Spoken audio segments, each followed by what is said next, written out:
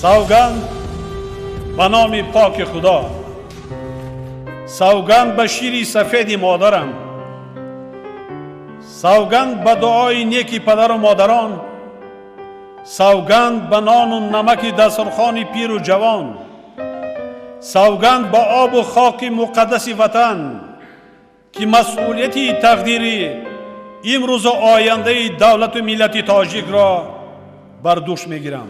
آن کیست همی خلق براه از شب و روز، آن رهبر دلسوز، آن سرور خلق است که هم خود سیمیان است، توأم به همان است.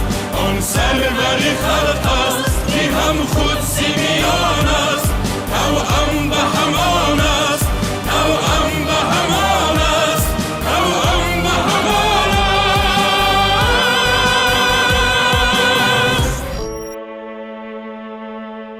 قسم به نام خلق، قسم به نان خلق، قسم به قلب مهربان خلق، به چهره های شاد کودکان میهنم که چهره محبت و صداقت است، دعای مادران این وطن که آیتی سعادت است.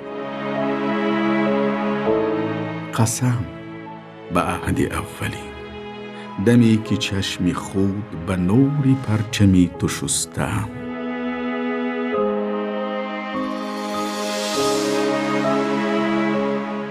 به شام تیره وطن چو برق شرق جستم، رهی رهایی تو را به نور صبح جستم، به پاس خدمتت از آن زمان وطن دمی نه آرمیده ننشستم. قسم به جان جمله زادگان تو از آن دمی نخوست، تمام لحظه لحظه زندگانیم نثار تو، برای توست وجود و هستیم وطن فدای توست، شعار و ننگ و نام من وفای توست.